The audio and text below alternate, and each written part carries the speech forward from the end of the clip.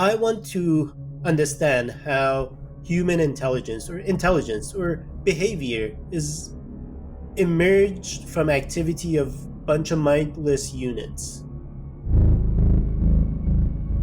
Like my job as a scientist now is to find good questions, even if I don't have good answers for them. This change in mentality took me some time. In first year in my postdoc, when I joined the lab, I was like super bubbly and I was being like bouncing off the walls. You're still pretty bubbly. Am I? Okay, good. This is Brain Inspired. I'm Paul. Hello, everyone. And the first thing I will say is to turn this episode off immediately if what you're desiring is a show that delves into the science of some researchers' work, because this is very much another kind of off-brand episode, off-brand for Brain Inspired anyway, because it focuses more on the academic career side. So my guest today is Ali Mohebi. Ali has been on the podcast before on episode 112 with Ben Engelhard, where we talked a lot about dopamine functions in the brain. And we do talk a little bit about dopamine because that is what Ali is going to continue to focus on. But mainly, we talk about the beginnings of Ali's career, in fact, as a faculty member running a lab. So he recently got a job as a faculty member. And I thought, I got wind of this, and I thought it might be fun to try to track a faculty member, someone who's running a lab, track them over time, and periodically check in with them. So if everything goes according to plan on a semi-regular basis, they won't be long-form episodes like this, but I might have periodic check-ins with Ali to see if his plans and dreams are working out the way that he has intended them to. So in this episode, we talk about his background and how he transitioned from an engineering mindset into a scientific mindset, and his future plans. We don't lay out, he has like kind of a 5-year plan, but and he talks about some of the details of how he's thinking and approaching his faculty position, but we don't go into a very, very specific list of his goals. But I found this a very enjoyable conversation. I hope that you do too. Don't worry, I'm not going to be switching to all life story type of episodes, so you can save your hate mail for another time, or, send it to me anyway. I always enjoy those. But if you are early in your academic career, for example, hopefully you'll find this episode, and again, if all things go well, this kind of series of check-ins over time, hopefully you'll find it beneficial. And Ali's an entertaining guy, so hopefully you'll find it entertaining as well. You can find links to Ali's website, etc., at the show notes at braininspired.co/podcast/170. 170. braininspired.co/podcast/170. Okay, here's Ali. First of all, congratulations. I've said this to you privately before, but a public congratulations to you now. Thank you. What am I congratulating you about?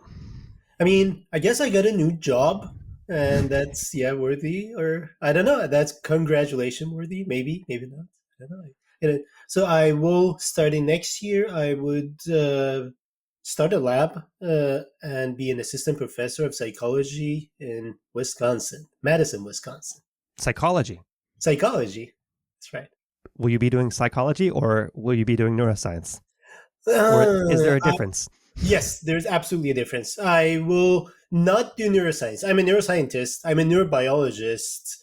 I'm, I guess, a psychologist as well. I did 2 years of postdoc in the psych department, and I'm also an engineer. But I think I will be doing, I'm interested in behavior. So I will do psychology, and I'll use like every tool to study behavior. One of those is neuroscience. Okay.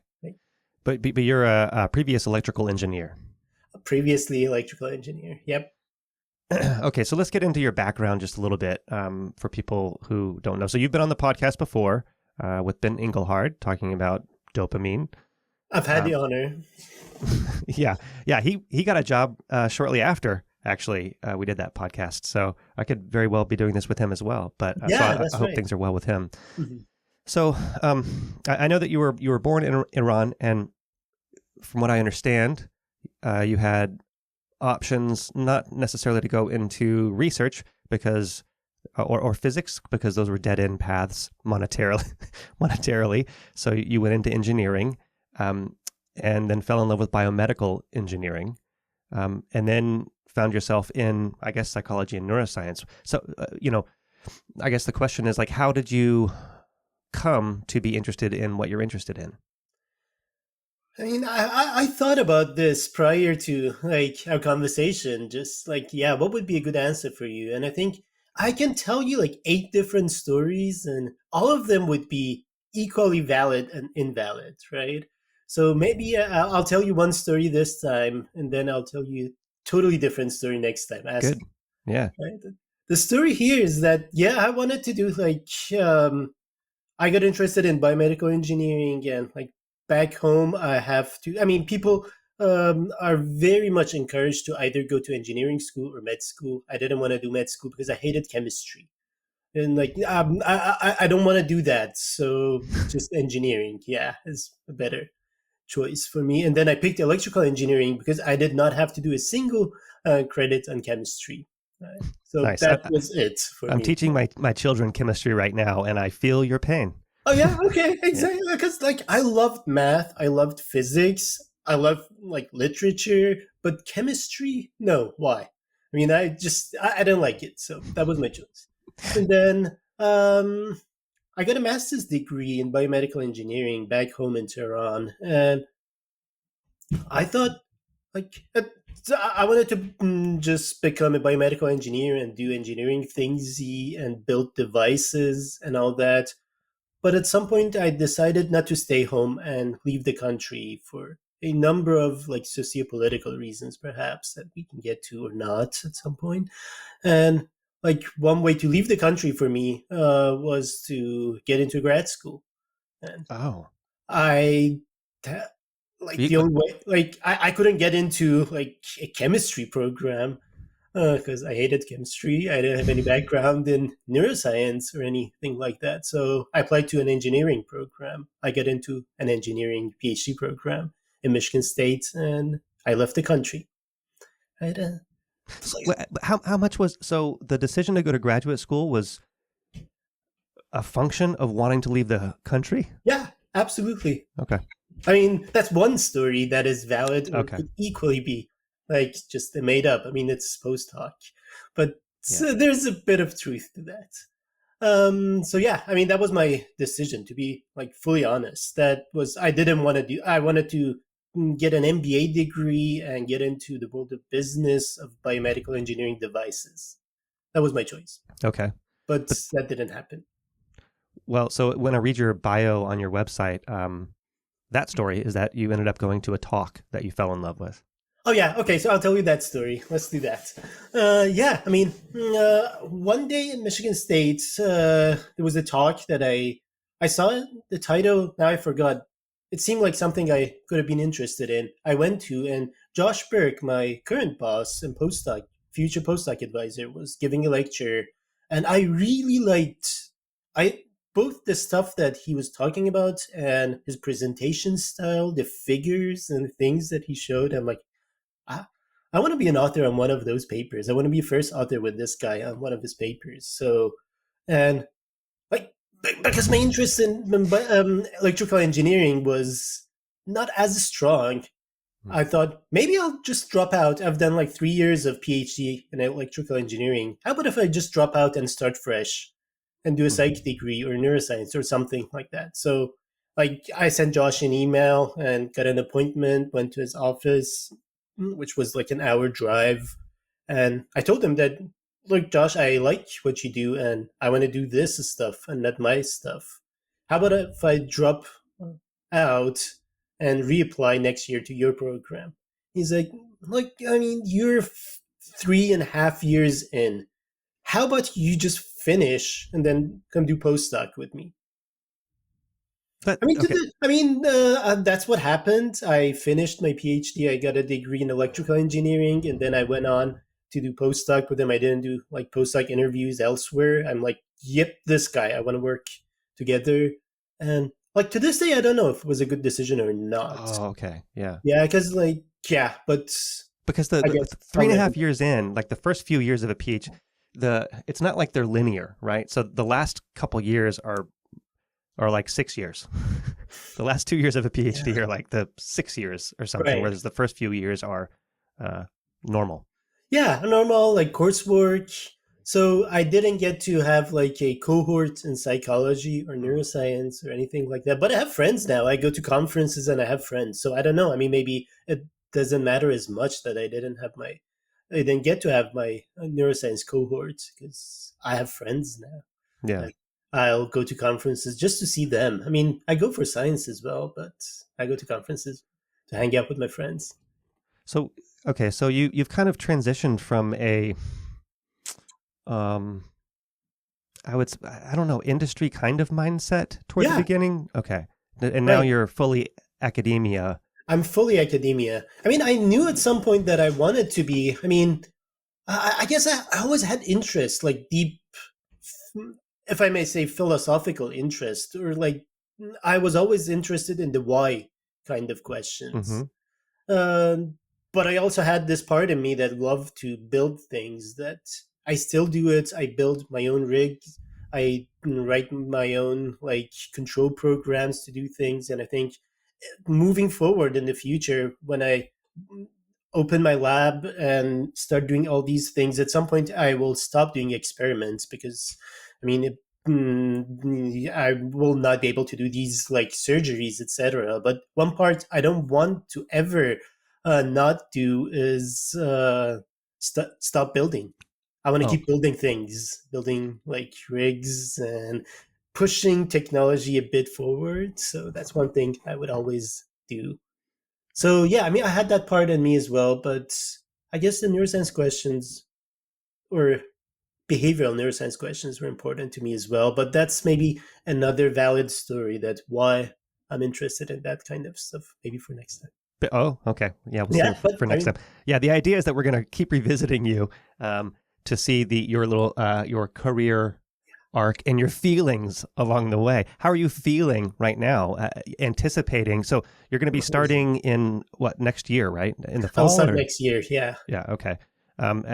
So there's excitement. Is there trepidation? Is there anxiety? What's your current outlook? Yeah, there's all the above. I mean, there's excitement for sure. There's a bit of anxiety because I mean, it's a job I've never been trained for. I mean, many aspects of the job I've never had training for it. Like, and in fact, the reason I deferred my appointment for 1 year. I mean, typically, if you apply in 23, you start in the fall of 24.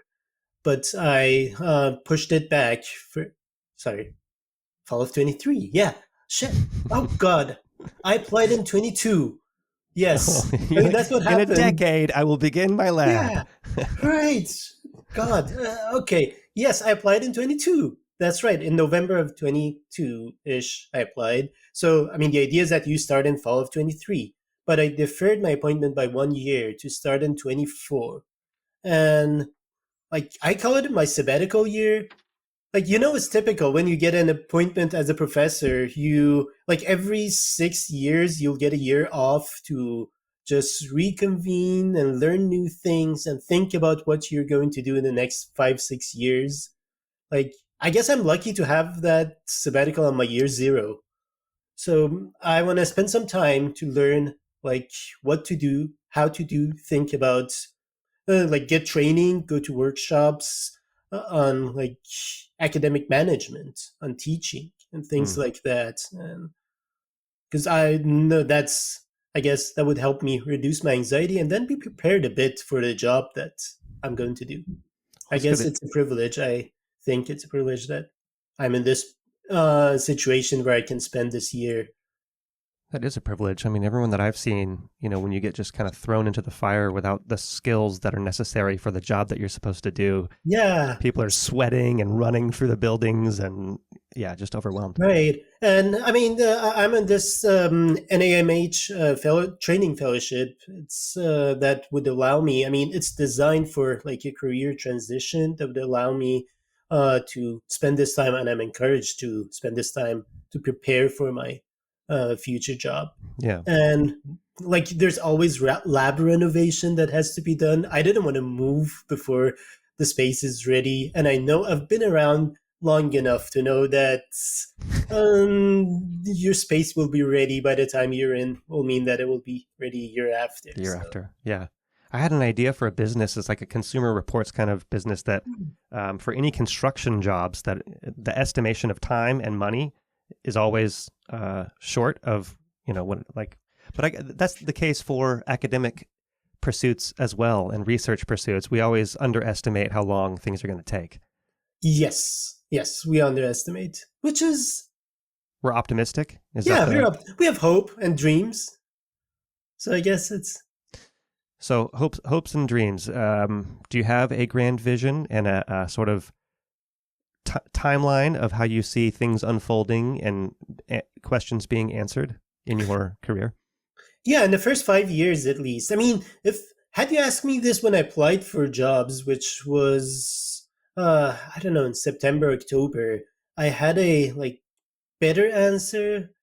But after ChatGPT, I don't know. I mean, all my estimates. I mean, when I applied, there was no ChatGPT. What difference does that make?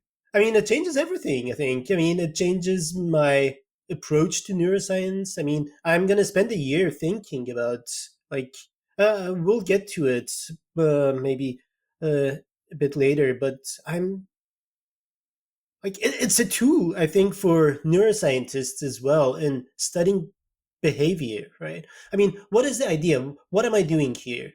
I want to understand how human intelligence or behavior is emerged from activity of bunch of mindless units, right? We call neurons or channels, ion channels, whatever, right? I mean, these could be your nodes in a network. And if it's now showing some activity, right? My job here as a neuroscientist, I think, is to decode the brain in the sense that what algorithm is the brain using to produce this behavior, right? And so much as I know, like these large language models, I mean, I'm not an expert, but I mean, they're just the algorithm they're trained with is like quite simple: minimize an objective function, look at the data and minimize the difference between your produced results and whatever you were trained on, right? Mm-hmm. So there's no specific algorithm for like understanding or comprehension, text comprehension, etc., right? But how is it doing that, right? So now I'm thinking, can we just, so isn't this what we're doing in neuroscience after all, that we're trying to find out what algorithms these mindless units in the brain are using? So maybe one way we can do neuroscience, we can use our tools, our ideas to study how these networks produce the behavior. So I'm now like really thinking that we, like, I'm not interested in neurons per se, right? Mm-hmm. I'm like not a neurologist or neurobiologist. I mean, I'm trained as a neurobiologist, but my goal is not to fix the brain. I mean, if your goal is to find a cure to Parkinson's disease, if you, I mean, then you need to know your neurons, right? I mean, the computer analogy that, like, do I need to understand the transistor if my job is to find out how your code works? Right. Right? I mean, not really. But if my computer is broken, I may need to understand how transistor works or how different parts of the machine work to put it back together and fix it. So, like, someone who's doing translational neuroscience, like, is really interested in how neurons work. I'm not as interested. I still study them, but in the context of how they encode information and how they like collaboratively help us guide in this universe. Yeah. Okay, but as someone who's interested in behavior primarily, I know that you're interested in a lot of other things as well. But I mean, has the like Chat GPT, has it changed the way that you think about behavior, and it's you're like sort of zooming out, your like overall overview of behavior, right? Like that we're going to figure out what you've wanted to figure out about behavior, how it comes about, in as much as you can call what Chat GPT does behavior, quote unquote. I mean, has it changed the way that you view like your own questions and outlook on it? I mean, it is, I think, starting to change. I don't have like concrete thoughts yet about it. I'm still trying to figure out and understand it better. But I think it has changed it a bit, and it will keep changing it. I mean, how I define behavior, what aspects of behavior, what am I interested in? Mm. I mean, holding on to a conversation, right, is working memory, basically. And my first plan in the lab is to study working memory. And the big project can have specific like goals in how to study, what aspects of it to study. But I guess like part of it is like holding on to a conversation, and ChatGPT seems to be able to do that to some extent, right? And yeah, how would you, right, in a network, like how would network dynamics maintain some Mm. information, some context information? Well, in a computer, it's easy. Memory is easy, right? Right, but is this memory or not? Right, I don't know. So, right, this is something that I don't know. Maybe I'm reading. I have to read more. But is it like a very discrete memory that is explicitly encoded, or is it Well, maintained through some network dynamics? Right, because yeah, it's boring if you just keep like everything in a memory stack. Yeah, mm-hmm. I mean that's boring. But from what I feel is that it's not. It's able to, like, your conversation with ChatGPT seems to be able to tip the network to some space in the state, space that would, like, yeah, maintain this memory. It Mm. seems like very similar to what people have been doing in, like, So you've been playing with like having conversations with I guess as everyone else has. yeah, right. I What do you mean, use it for? I use it for like writing codes these days. Oh, yeah. It's great. It helps me. I mean, maybe not first attempt. It has some bugs and things, but I mean, if I'm writing a function to do something, I mean, I don't have to spend an hour writing that and testing it. I'll ask ChatGPT, write it for me, and then I'll just supervise it. Right? Yeah. Yeah, that's, I think, my main use these days for it. Okay, but okay, let's go back to how you think it's changed everything. Like you uh changed like how so in terms of like what you're asking and what your Yeah, I research. guess that's right. So I guess like all like ChatGPT and maybe deep learning in general, right? It's Oh, had like two effects in neuroscience. I think one is like tool development. Now we have better tools thanks to all these like AI systems. yeah. We have like Deep Lab Cut that previously we had to sit there and score videos for tracking animal position and a maze. Now we don't have to do I that. know it's like embarrassing. Right. Recent history is kind of Like embarrassing. I refused to do that because it was just so demeaning. I mean, it was the only thing to do, but I refused to do it. I designed my experiments so that I didn't have to do that because, like, I was going to study like whisker movement at some point, and like this was like many years back where like these tools were not as advanced, and it seemed so just demeaning to sit there and do these. So I decided not to do that project. But so yeah, I mean, one thing is that it helps us do. It's giving us better tools, right? Like writing codes, for example, Hmm. right? I don't have to spend my time because I'm not a software engineer. I don't Yeah. have to spend that time doing that, and I can spend it in other ways. But I think beyond that, it it makes me think more about behavior and what is behavior, and how you can use tools that we currently use in neuroscience to get from collective to decode algorithms from collective activity of some nodes in the network. Okay. Like, I know that, I mean, these networks are not like spiking networks, most of them, right? Uh, but I think like some of the tools that we have developed over the years may be able to help us decode these algorithms. And if so, I mean, this is like, we can treat it like a brain, right? Where we now have access to every single neuron, as Yeah. opposed to recording from like, I don't know, 50, 200, 1,000 out of a billion, right? So I think one of the things that it has done to, because I guess everyone is reflecting on, well, what does this mean about how I think about intelligence and behavior? And for me, that's always an open question because I have no answers. But it really hammers home the vast variety of multiple realizability. And I don't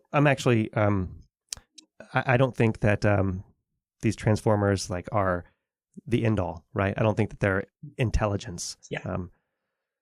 But it does like really hammer home that there are lots of different ways to skin a cat, I suppose is the old adage that we don't use anymore.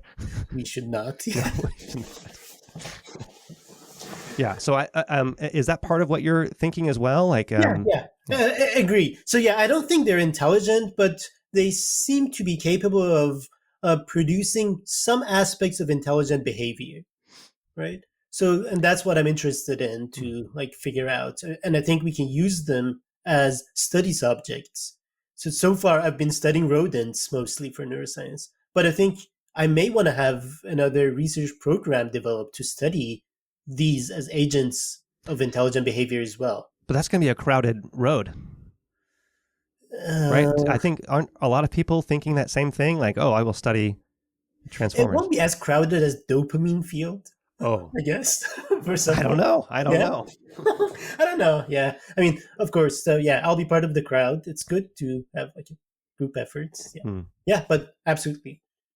But I think, I mean, each scientist would. I mean, part of what we try to do is we want to craft our own way of looking at things and combining things. And I think I will have this unique opportunity and these like tool sets and skill sets that I like. I want to keep studying rodent behavior as well, and I want to study their brain. But as an additional subject, maybe at some point I'll study these artificial agents too. One of the reasons why I wanted to do this with you is very selfish, because when I think of my own path, so I'm going to ask you a question that I wouldn't want anyone to ask of me because I don't have a good answer for it, which is like how your views and relationship, I guess, with science, in thinking about what science is and engaging with it, how that's sort of changed over the years for you, because it's a really hard question for me to even approach an answer to, and I feel like I would just ramble on without saying anything. Yeah, I think maybe I can have some meaningful thought about that because I was not trained as a scientist until like late or like until after grad school. I was trained as an engineer, right? So, and this is like these are two different philosophies, I would say. So, like, I got to learn how to be a scientist from Josh and interaction with people in his lab at schools, etc. So in my like very adulthood. So like an engineer, I mean, the big difference between an engineer and a scientist, I would say that if you're an engineer, you are amazing at solving problems, right? You're a contractor. Well enough. Well enough. Yeah. Okay. Yeah. Right. I mean, caveat. Yeah. Right. I mean, yeah. If you're a good engineer, if you're an amazing engineer, you're amazing at solving problems, right? I mean, you're a contractor. Someone shows up with a problem and will ask you, "Can you solve this for me?" But you're amazing at solving the problem at twice the cost that you estimate and twice the time. Yes, you're not a good manager necessarily, right? Yeah, I mean that's what happens when you put nerds on management positions. I mean, we get Silicon Valley, I guess. But that's a separate conversation for another time. But you're not very good at asking questions. And I think a good scientist, I mean, this took me some time to realize that. Like my job as a scientist now is to find good questions, even if I don't have good answers for them. Right? That's this change in mentality took me some time. Mm. Like I showed up as an engineer, and I'm like, I'm this happy, bubbly guy that like I want to just code up things and build things and put these probes in the brain and do these measurements. And Josh is like, but why? What's the Mm. question? What are you trying to show? And then I'm Yeah. like, I don't know, it's cool, isn't it? I mean, look, I can double the channel count. And I can like use these like cool new digital systems and like you don't have to use like analog amplifiers for your EFIS anymore. He's like, Yeah. sure, but what is the point now? Tell me, what is the question you're going to ask? And I'm like, I don't know. I mean, we'll just I'll just do whatever everyone seems to be doing, stamp collection. I'll just go there and just record from a bunch of cells and then try to craft a story. Okay, so And you're touching on like something that I've observed. Um, David Popel comes to mind because lots of people come to mind actually who sort of preach that like at an early stage of your career, you need to be asking these sorts of questions, right? So in the beginning, you kind of do what everyone else is doing and it's cool and you do it because it's cool. And you can, the question is kind of already set, especially when you're being advised by someone often.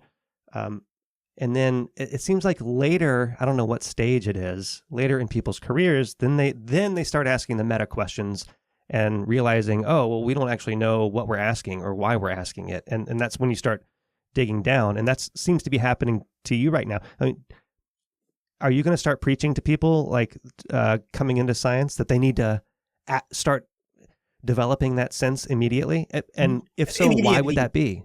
Yeah. So I think, I mean, there are things you need to learn. You need to learn some skill sets. I mean, that's something you have to learn. And I mean, this would be different for grad student versus postdoc. I mean, different stages of your training, I think, would be different. For postdocs in my future lab, I want them to be asking questions. I mean, maybe first year or two, it's okay to answer questions that I have in mind. Hmm. But after year two, I want them to be working on their own questions, something that they can seal and take it with them, Hmm. right? Because we don't have much time to just walk around with tools and experiment. I mean, it's cool to learn new things always. I mean, I'm learning new techniques still. I mean, after being postdoc for 8 years now. God, it's been long. I mean, we can talk about that as well at some point. But I'm still learning. I mean, there's always new things to learn, new cool techniques to learn. But I think it's important to develop your own questions because that's what But science but can't you is. get bogged down in the question? And so if you okay, so you Yeah, ask yeah. a good question, right? And then you Mhm. think, well, how would I answer that? But then I guess that's philosophy, right? Because then you can just ask another question and not end up not doing anything. Paralysis by analysis. Right. But I think, yeah, then science, I would say, would be the art of, I mean, that's the difference between a scientist and a philosopher, right? A scientist should be able to break down those meta questions to Oh, smaller, achievable units that then you can answer. And like, yeah, I cannot, I mean, okay, one of another viable story or valid story of me going into neuroscience was like free will and consciousness. I wanted to know. of I mean, course. of Yeah. course, right? Yeah. I mean, why wouldn't you? And I'm like, yeah, I want to know. I need the answer for like that free will, right? But how would you do that experimentally? I think a scientist would be interested in breaking it down or like reducing. Scientists are like or I mean, I guess science has been good at reduction. I mean, can reduce that like huge meta question to something more tangible. But something like free will, and we don't have to talk about free will specifically. The Libet experiments. So you reduce it, you do an experiment, but then the notion of free will itself is just so slippery that you can interpret the results of an experiment in such a way that you end up redefining what free will is, and then you're not actually answering any questions necessarily. You're getting data. You're getting some data that would help you better understand it, and then may help others better understand it in the future. Would help. I mean, you had a show a few weeks back about like memory and how, I mean, the optogenetics has changed or has helped philosophers understand. I mean, how memory is encoded in engrams and all that, right? So Mm. I guess you make some progress that then some people who are more interested in the meta question can use your evidence to come up with better working models of these big concepts. Do you think that, so again, this is like pure, really selfish of me. So I'm glad that you decided to have this conversation with me, but do you think that I know you're humble, so you're not going to answer this well. Do you think that you're kind of ahead of the curve in terms of people getting scientific research, academic positions with your philosophy and going into, for running a lab and for asking questions and tackling questions? Yeah, I mean, maybe. And the reason would be that I spent so many years doing a postdoc. I think, I mean, had I started my lab in year 3 or 4 of my postdoc, I would have been more, maybe, I wouldn't use the word ambitious for it. I would have been more like pragmatic and I wanted to like publish in big journals and get the fancy, flashiest. But I think it's part of aging as well that like calmed me down, that changed my priorities. How old are you? That, I am 38 now. Okay. So like I started postdoc when I was 30 and 8 years gone. I mean, it was pandemic, I guess, to be honest. I wanted to be out in 2019, but then pandemic happened and jobs and everything, just, yeah, life. But I think what helped me realize is that, I mean, I lost that hunger for publishing in best journals and flashiest data and everything. I started thinking more about like the why question. Like, what are we exactly doing? Like, part of it is that like, I'm getting paid by the taxpayers to study something that is useful for human beings. So Eventually. it is like very selfish and irresponsible if I funnel that fund to publish something flashy just to get famous. And it's like a dumb way of being famous because this fame is like super local and is limited to, I don't know. I mean, like you would be famous among like 200 people. Not worth it. Not worth spending my life that way. Yeah, but I would become a rock star if I wanted to do that. But there are benefits of being a rock star. I mean, that helps you, like, you could sell out and then use that to 10x your productivity on what you actually want to do, right? Yeah, is that so? Or by that point, you become that villain, right? That you would then you would be chasing that fame. You would be chasing. I mean, I guess one of the advices I got. I mean, I'm going around now, and I will go around ask for advice from people who I trust and like how to run a successful lab. One of the things that I got was that you should know what you want and not let other things distract you. If your goal is to become famous, focus on that. You don't have to do good science if your goal is that. If your goal is to publish in top journals, that's your goal. If your goal is to win awards, that's your goal. Sit there. And if your goal is to do good science, then you should not care whether or not you're getting awards, because if you do that, you will become very bitter and resentful.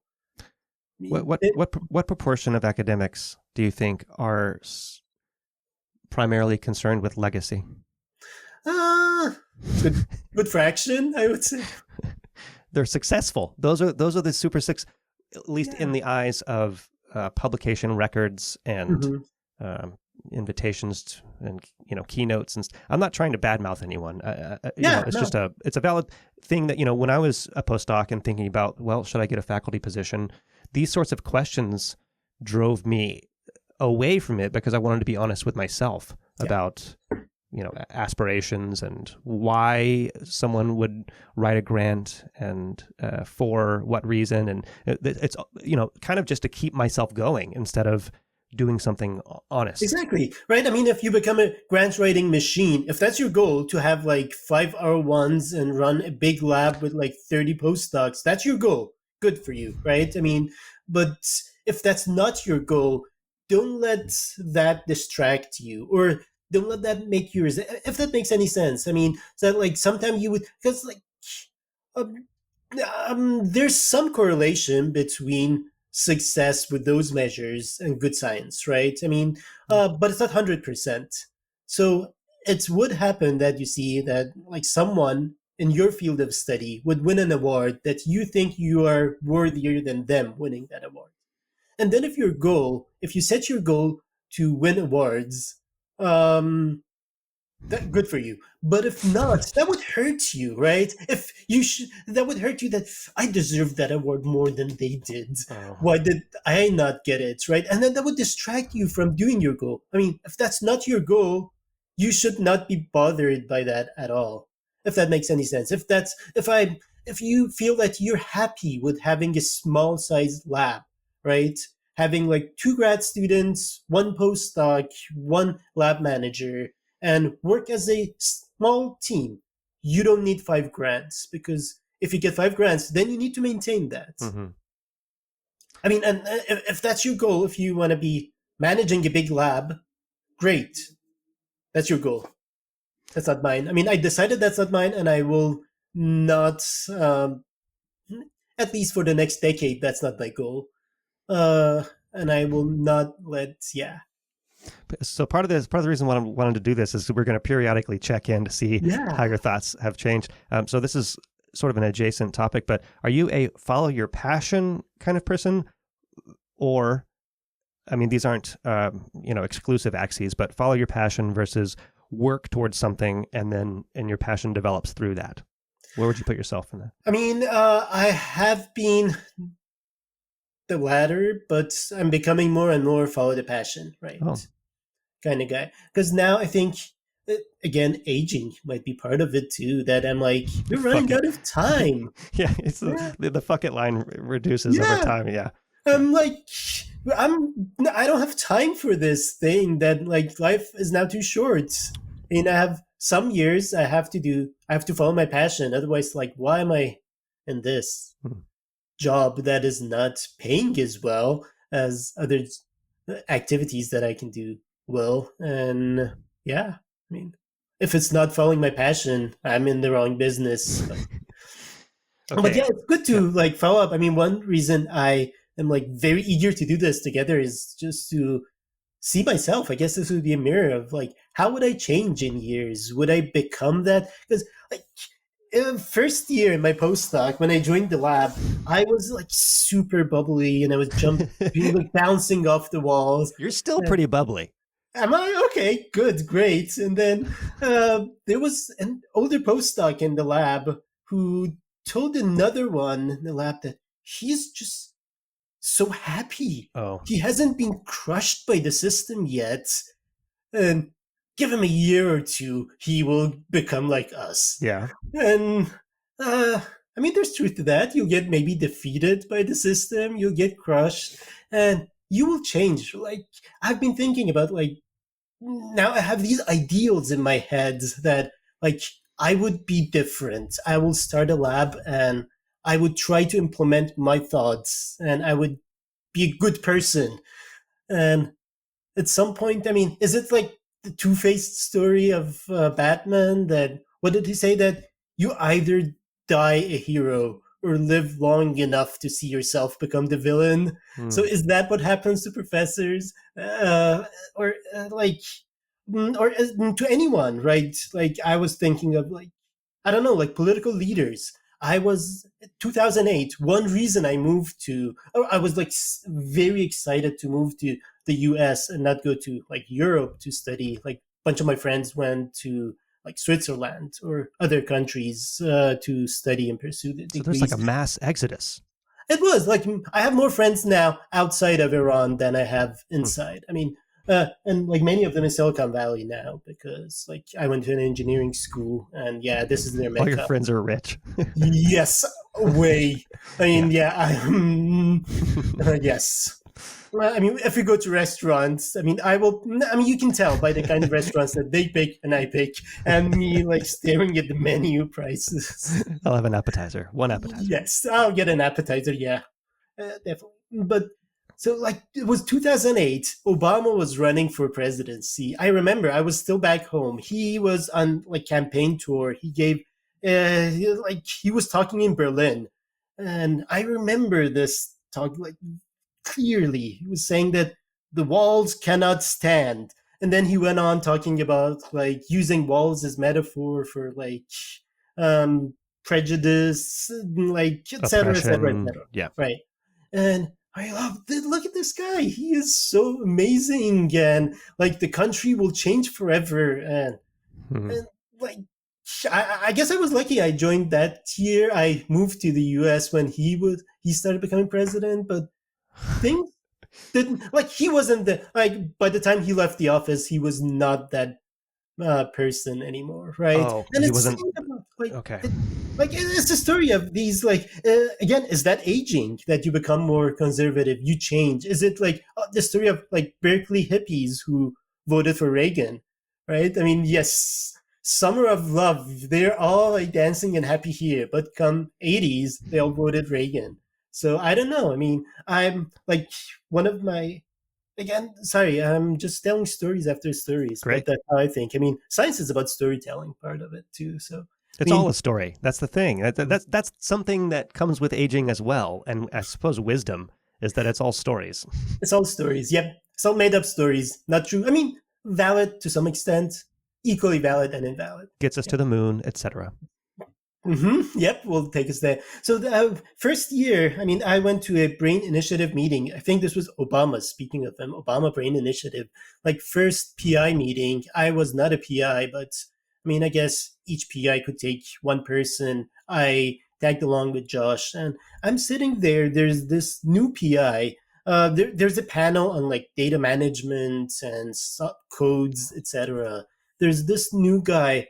Was he Genelia? I think he was a Genelia or somewhere. One of these like Genelia, Allen, some of these, one of these big Well institutes. funded institutes. Yeah. Yeah, and he was like very gung ho about like code practices and how we should just all share codes and have like our GitHub repositories and like Python, but not even Python, Pythonic. Ooh. And I'm like, oh, this is such a cool guy, and it was all about open source. And 3, 4, so I was like following him, and after 3 or 4 years, I think he left that institute, whatever it was, and started working for Zuckerberg. Uh huh. And I'm like, hmm. Oh, like he sold out.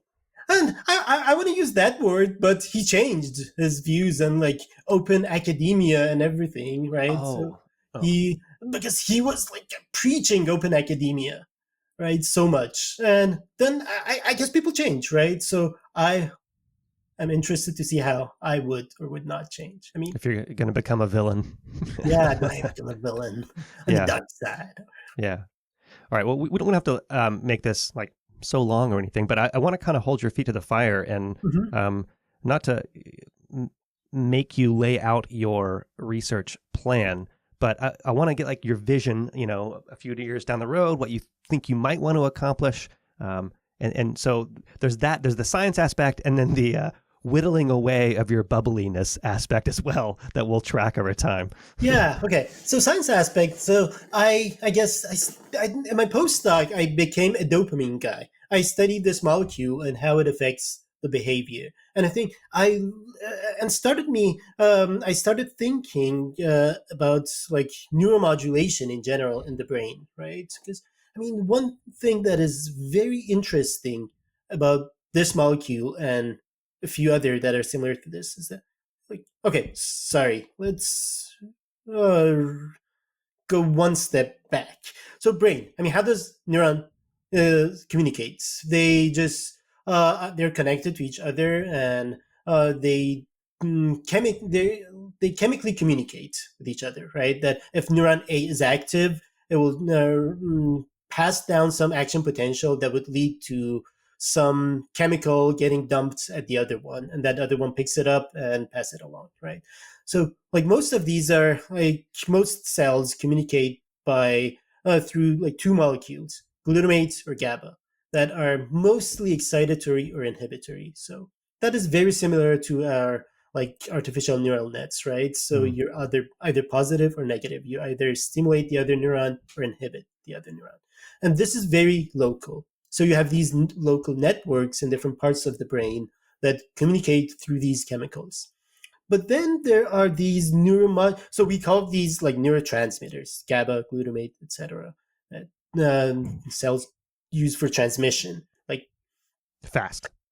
fast transmission. I mean, but then there are these neuromodulators that are not local to the brain, right? So there's this nuclei somewhere in the brain, in the midbrain, that produces dopamine and then broadcasts it all over the brain. There's another nuclei that's with broadcast serotonin or acetylcholine or norepinephrine. I call them the big four. I Mm-hmm. mean, in Bay Area, big four are Apple, Google, Microsoft, whatever. But in the brain, my big four are these dopamine, acetylcholine, serotonin, and norepinephrine, right? So they seem to have like a more global function in the brain, right? They don't necessarily excite or inhibit activity of these cells. I mean, they just modulate the activity of these local networks. So my job, I think, would be to understand how these molecules work together to sculpt network states. Sculpt. That's a good word. Yeah, I mean, in the context of cognitive tasks, like very specifically, working memory. I mean, we know that dopamine, for example, is very important for working memory. I mean, working memory is often related to this one part of the prefrontal cortex that um, in primates would be like dorsolateral prefrontal cortex, and rodents would be medial prefrontal cortex. And it seems like if you so activity of neurons in that brain is related to working memory.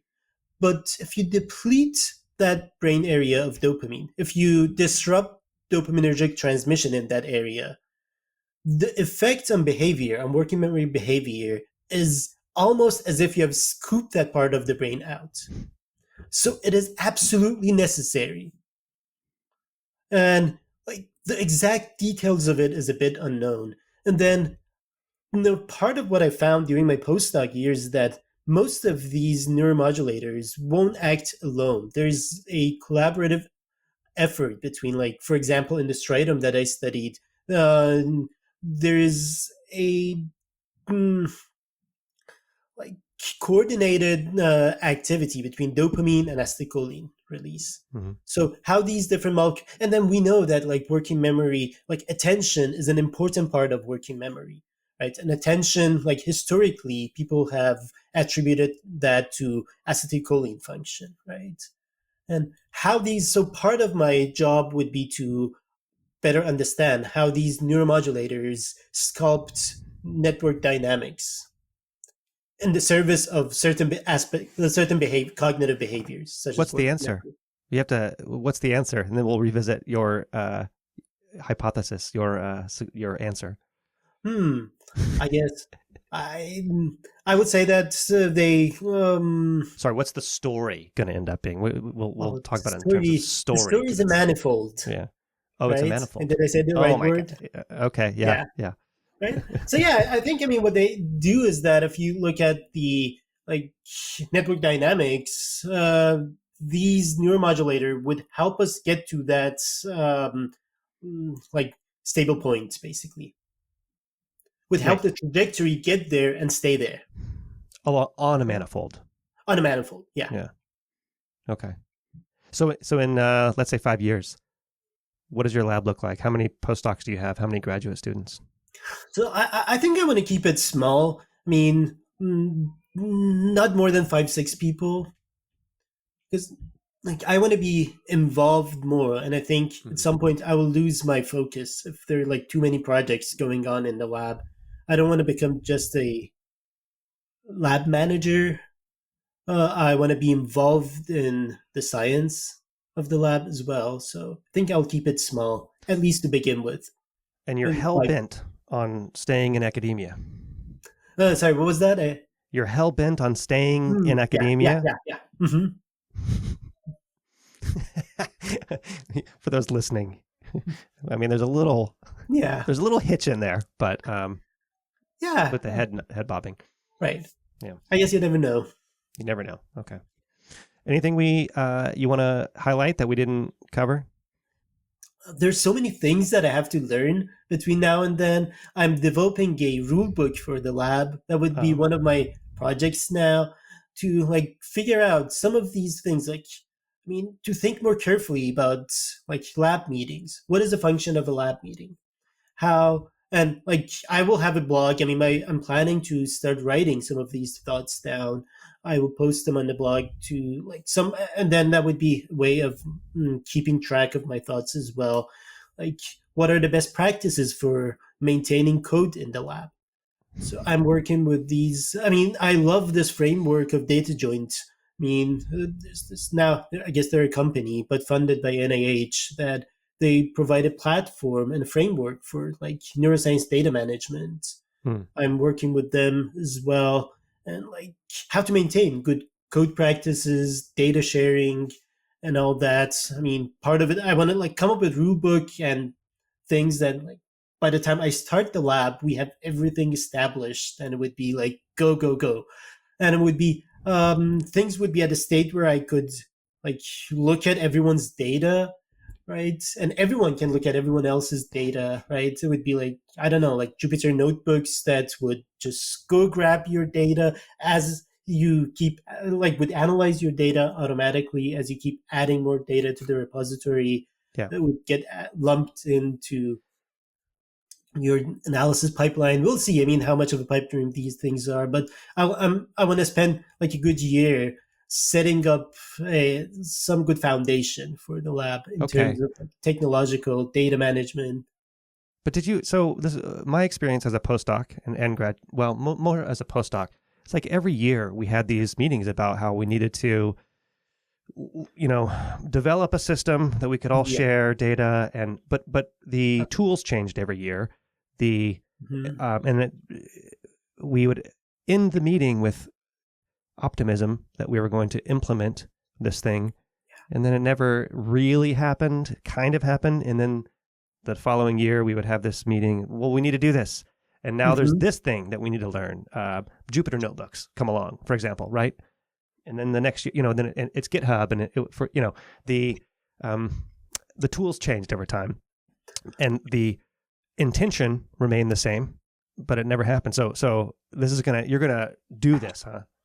Yeah, I mean, I guess I'm gonna ask for help from people who know this, because like spikes are spikes, right? I mean, tools, yes, like analysis tools will change, but I think if we can track that, if we can have like good like organized way of collecting our data and storing our data. And now there are, I think, attempts by like professionals to do it, because like Yeah, in the past we would do it on our own, right? Like I had my own like way of storing data of that was course. different from the person sitting next to me. I had like the name of these variables, but like now, like Neurodata Without Borders, I think is another attempt to like formalize and have like a data standard for neuroscience. Hmm. So I'm like very hopeful that by adopting these new frameworks, this can last a bit longer. I mean, But we this would is still have those like regular meetings. I've been into so many of these meetings that yeah, everyone is like, yes, we should share code we and we should yeah. like all organize our data, but then we will go because that's not our job. That's we are not trained to do that, right?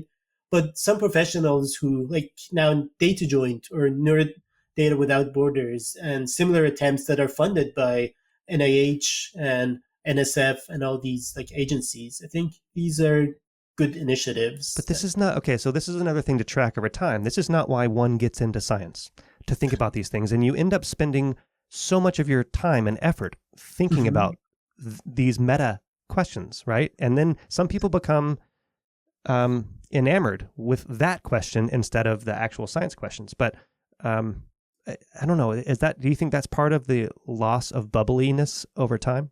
Mm, Maybe, yeah, right. But I guess what I want to pay it up front. I want to make sure that I'm setting things in place Yeah. and I'm getting help from professionals, right? Because like one thing is that sometimes us scientists we think that we know the answer and we know how to do it. We are smart and like no, I have a better solution for this, right?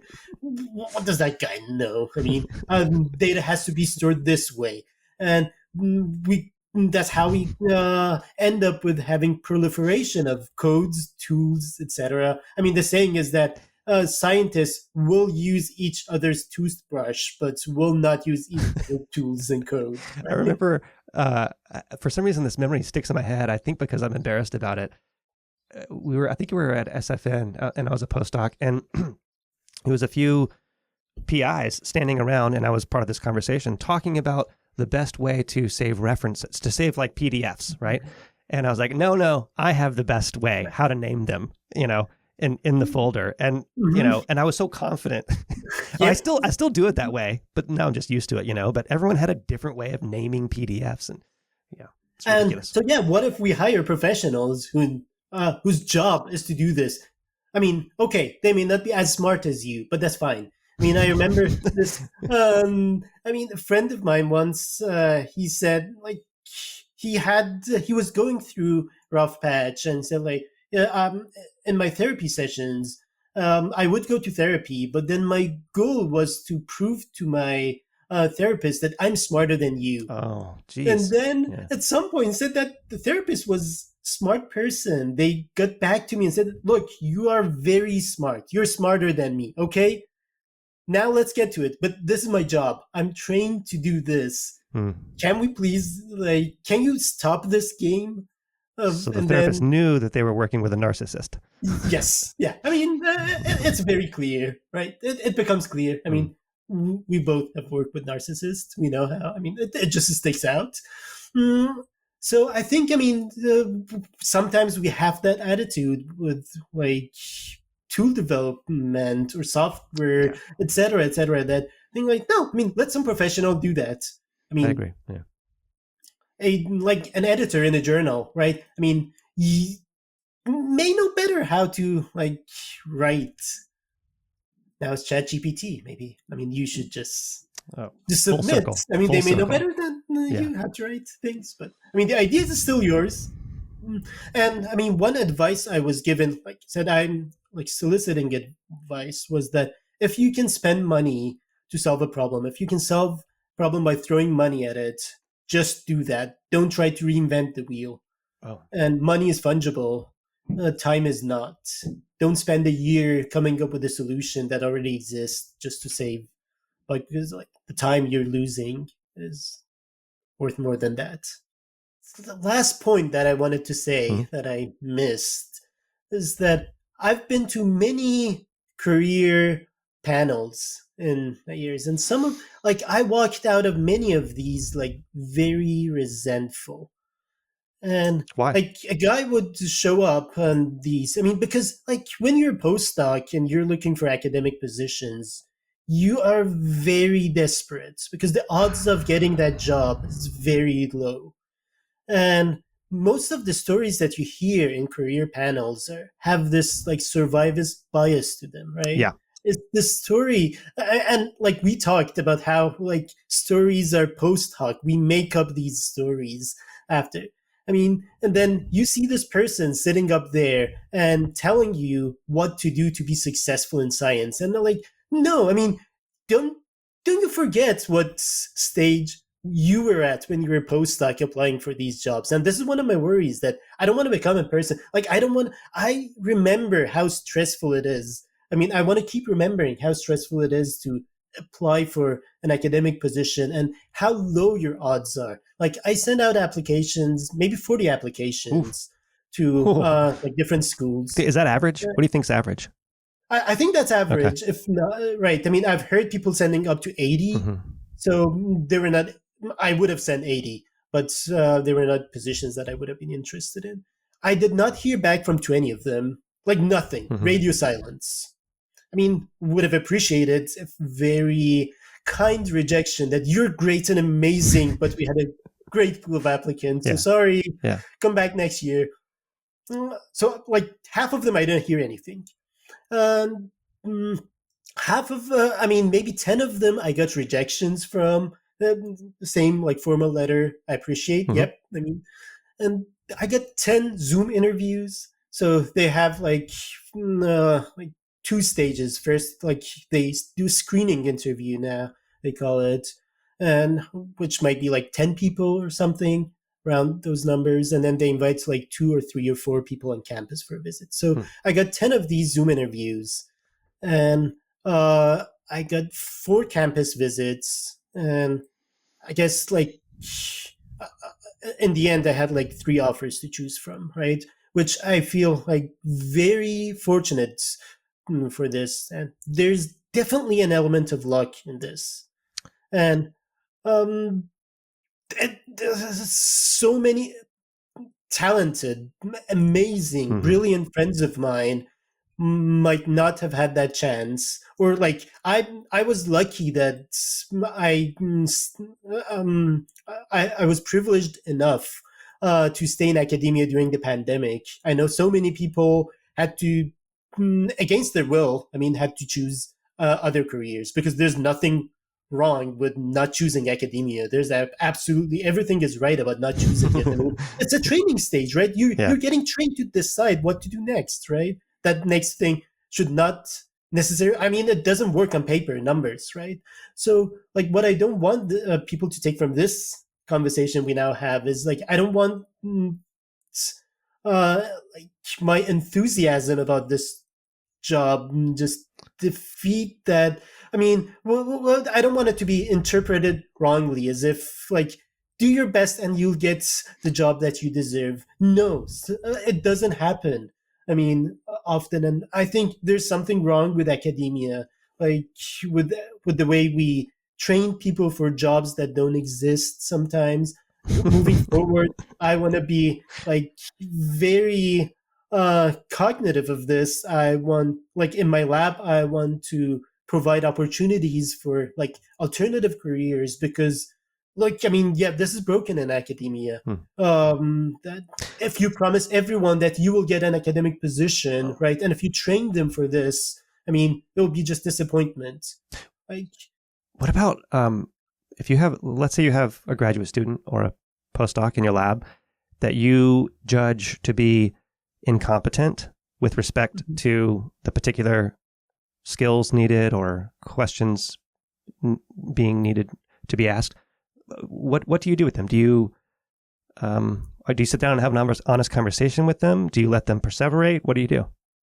yeah, I mean, incompetent in what sense? I mean, I think, I mean, all of us, I mean, are competent in some aspect of our behavior, right? I mean, I think we have to just find out what is the thing. Like, my role as a mentor would be to help you get what you want, right? I'm like the dopamine guy, right? Will not excite or inhibit a The cell. dopamine I guy. would just modulate. I'm just Yeah. sitting there to help you modulate to get what you want out of this, right? So if you are struggling and you're like a third year, I think we should have an honest conversation about your goals, your career Hmm. goals, right? Because like there's like me going into this like job market, I was thinking that, okay, I'll try it. There's a chance I'll get a job, and there's a very good chance I will not get a single offer. And then I will move on with my life. I'll find another thing that would make me happy and fulfilled in life. I love baking. I would do that, but I can. There's so many other like good research opportunities here in the Bay Area where I live, that I can work for a company who studies, who's interested in the stuff that I'm interested in. Like academia is not the only solution, or like if nothing works, like I can have another thing that makes me fulfilled. So I think part of my job would be to help this person who's struggling to struggle less and find something that's more meaningful for them. And sometimes I think that people don't do that in academia. Some, like, I don't want to say mentors, because a good mentor should do that. Some advisors and supervisors will not do that. I had this conversation in my um, during the jobs interview cycle that I was going around, having you meet with so many people and talk. I had this exact conversation with one professor. I asked him, what do you think I should do with this person? I mean, should I guide them to select an alternative career or not?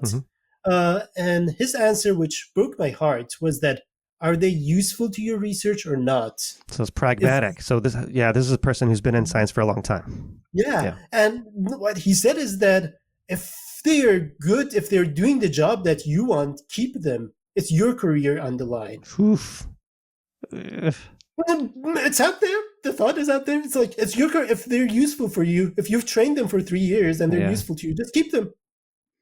And like, yeah, I mean, that is what maybe, I mean, some people think that way. I don't think. I'm like, I would help them gain expertise. I would assign them to projects that would give them skills that would be useful for like alternative careers. Or if like someone, I mean, yeah, I mean, I was at when I was a grad student, halfway through, like I told you earlier, that I wanted to drop out.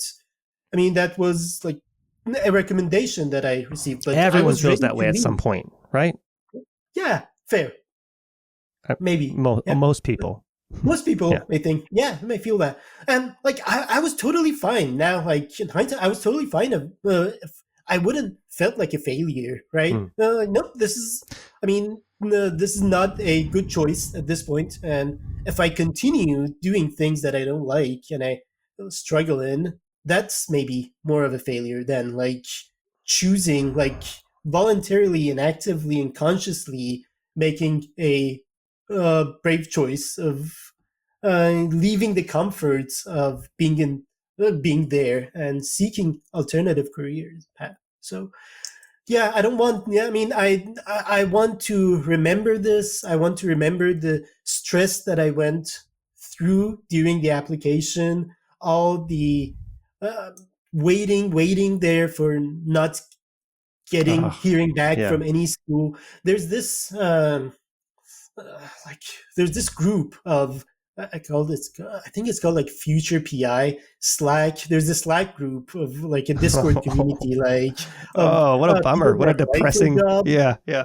So like it's I mean I was advised to just sign up, which I don't know, maybe it was not the best decision. You go on there and then people post their expect like and you would see I mean you applied for positions and you would see someone saying that I got a job interview at this position. That's how you realize that okay, you were rejected. I Oh. didn't get one. And there was this morning that someone and people write their experiences. It's fascinating. Someone should like compile these. I mean, someone wrote that they went on a campus interview visit at one of the Ivy Leagues, and one day they got an email from department chair that can you have are you ready for a phone conversation? Is there a good time? I want to have a phone conversation with you.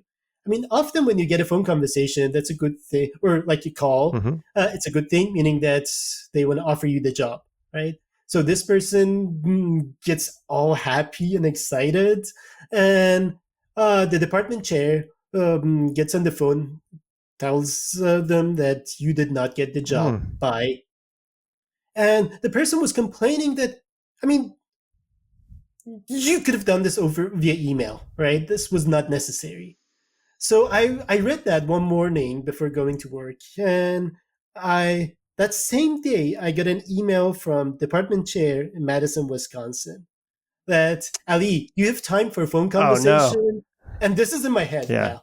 That's okay. I didn't get this one too, Oh. and I'm waiting for her to call me and say that I didn't get the job. So I feel the stress, and I we talk and she starts by saying that Ali, I have some good news for you. Oh, Like, good yeah. news? Is it like good? And she's like, yeah, I wouldn't have called you otherwise. I mean, and it was hard for me to believe because of like that morning I read that thing that happened to this other person. So like one thing I don't want to forget is this feeling, yeah, like this valid feeling of being in this stressful situation that none of us signed up for Hmm. when we started going into grad school. We thought it would be all like, do your job, and if you do your job correctly, you will get a job. Work out. Yeah. Right? It's like medical doctors, right? I mean, if you do your job correctly, you will get a job that you like, right? Maybe it's not in that institute or that hospital specifically, but you will get a job as a practicing doctor if you don't screw it up, right? In science, there's no guarantee like that. Maybe many of us entered thinking that way, that like, I'll get my job done. Like, what do you need? Do you need the CNS paper? Do you need me to get grants? I mean, we jump through all these like arbitrary hoops that you're setting up, right? And still, it's just a gamble. So, I mean, part of me going into academia is that like I don't want to be just a scientist. I want to have a voice and be activist and be leader, have a say in trying. And there are good people, friends of mine who are like, I think we're a team together, like good younger generation who have like some support among the more senior generation. But I think, I mean, we will try to change things. I hope this is not like Obama change, like that things. But let's check in maybe. Yeah, we'll check in later. But yeah, I mean, I don't want this to be one of those career panels. Sound like one of those survival stories. We don't have time now. Maybe next time I'll tell you, unless I've already told you, my just getting into graduate school was kind of a long story and involved phone calls, negative, positive and negative for me as well. Yeah. So I don't know. Are we ending on a high note? Is that a high? It's a high note. It's a high note. Okay. Ali Mohebi, the dopamine guy, foolishly optimistic, going to change things and lead the change. I like that. Mm-hmm. There you go. All right. Yep. Better future. Okay.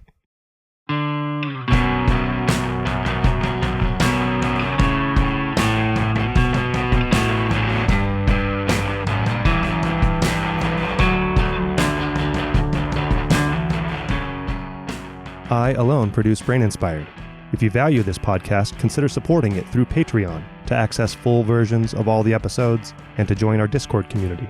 Or if you want to learn more about the intersection of neuroscience and AI, consider signing up for my online course, Neuro AI, The Quest to Explain Intelligence. Go to braininspired.co to learn more. To get in touch with me, email paul@braininspired.co. You're hearing music by The New Year. Find them at thenewyear.net. Thank you for your support. See you next time.